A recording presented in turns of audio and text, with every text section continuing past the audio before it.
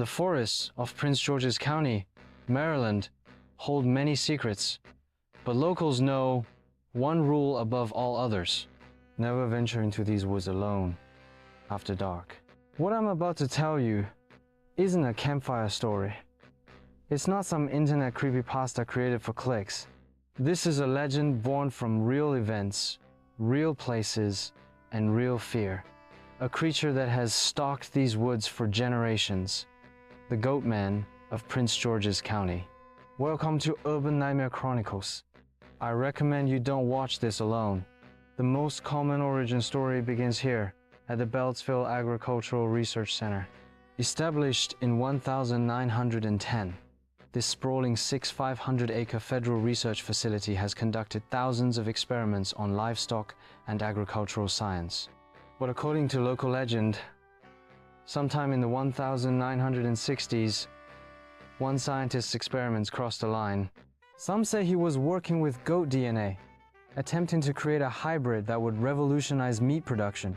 Others claim he was testing chemical weapons that were never meant to see the light of day.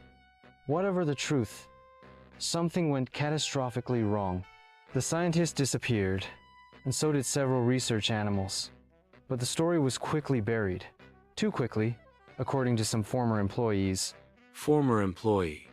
There was a whole section of the Northwestern facility that was shut down overnight. Hazmat teams came in.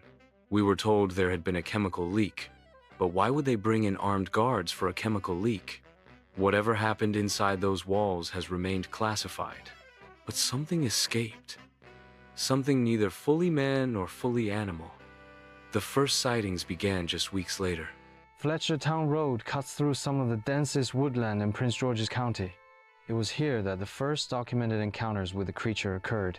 In August of 1971, a young couple parked on this road reported being attacked by what they described as a large man with the lower body of a goat wielding an axe. The young man's car was damaged with deep gashes consistent with an axe or similar weapon.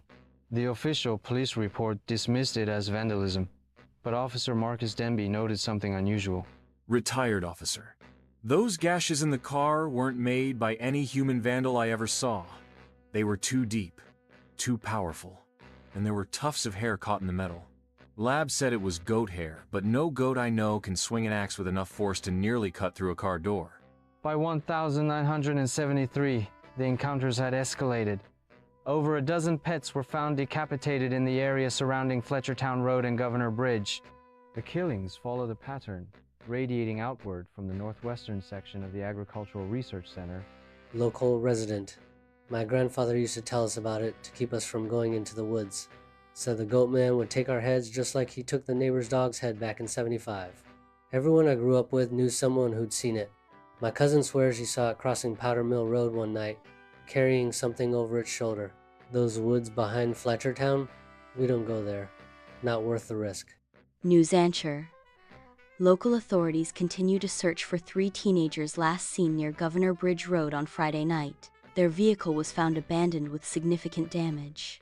The teenagers were found 3 days later, alive but traumatized. They refused to speak about what happened, except for a statement given by one boy who claimed they were chased by a monster half-man, half-goat before taking shelter in an abandoned barn. After that incident, the sightings became more sporadic, but continued through the decades. Young woman, I've spent the last 3 weeks investigating key locations connected to the Goatman legend. Fletchertown Road remains the epicenter of Goatman sightings. Even today, locals avoid this stretch after dark.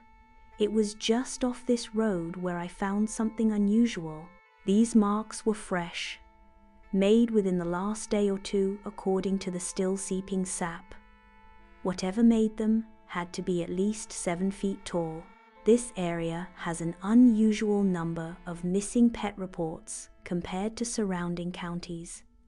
In fact, there were 3 separate reports just last month. But the most active location connected to the Goatman is undoubtedly the old Governor Bridge, known locally as Crybaby Bridge.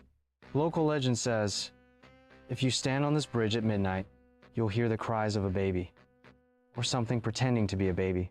I decided to test this legend myself. At first, nothing unusual occurred.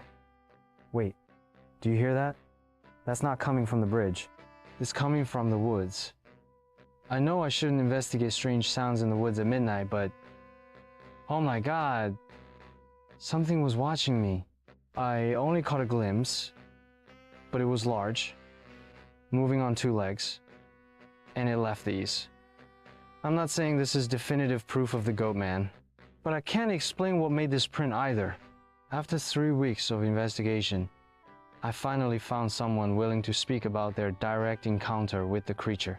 For their protection, we've altered their voice and concealed their identity. Survivor. It was 2018, not some ancient history. Me and my buddy were urban exploring, checking out this old abandoned section of the research facility. Yeah, stupid, I know. But we'd heard rumors about secret tunnels, old testing facilities. Urban Explorer forums had all these stories. We found this building that wasn't on any of the maps, half collapsed, hidden by overgrowth. Inside, there were these cages, much bigger than what you'd use for normal animals. We found these old files, photos of, I don't even know how to describe them, animals that didn't look right, and notes about human hybrid viability. What happened next? We heard this sound, like someone dragging something heavy. My buddy thought it was security, so we hid. It wasn't security. It came into the room, walking on two legs, but with Ho. Its upper body was like a man, but covered in fur, and its face. Its face was like a goat, but wrong. Eyes on the front, not the sides. It was dragging a deer carcass.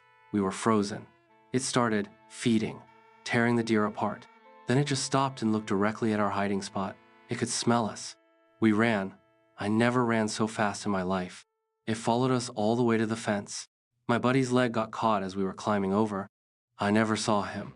Missing persons report says he probably fell into the river while hiking. They never found his body, just his backpack with his camera inside. All the photos from that night were corrupted, every single one. I believe there's something in those woods that shouldn't exist. I believe the government knows about it, and I believe it's killed a lot more people than anyone admits. After weeks of investigation, interviews, and several nights in the woods of Prince George's County, what can we say about the Goatman legend? The facts we know. The Beltsville Agricultural Research Center did conduct classified experiments during the Cold War era. There was an incident in the 1960s that resulted in a section of the facility being permanently closed. Animal mutilations and disappearances in the area have occurred at a rate significantly higher than surrounding counties. This image was captured by a hunter's trail camera just last year, less than 2 miles from Fletchertown Road. Wildlife experts have been unable to identify what animal it shows. When mapped, the sightings and incidents create a distinct territory radiating from the northwestern section of the research facility. Is the Goatman a mutated scientist? An experiment gone wrong? A government secret that escaped containment? Or simply a legend born from our fear of the woods at night? I can't give you a definitive answer, but I can tell you this. I've spent 15 nights in these woods now, and I've never felt alone. Something watches from the darkness here. On my final night of investigation, I camped near the location of the 1976 incident. I set up cameras in all directions and went to sleep. At exactly 2:47 a.m., one of the cameras recorded something unexplainable. Whatever it was, disabled the camera. When I checked the next morning, I found 3 parallel cuts, identical to those Sophia found earlier, and beside it, tufts of coarse hair caught in the bark like the police officer found. Lab analysis identified this as goat hair, but with unusual genetic markers not typical of any known breed. I've shared everything I discovered about the Goatman of Prince George's County. The evidence, the testimonies, my own experiences. I'm leaving this area now, and honestly, I'm glad to go.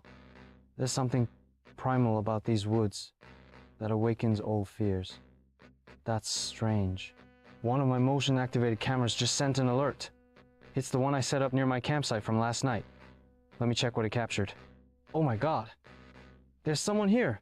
How did it?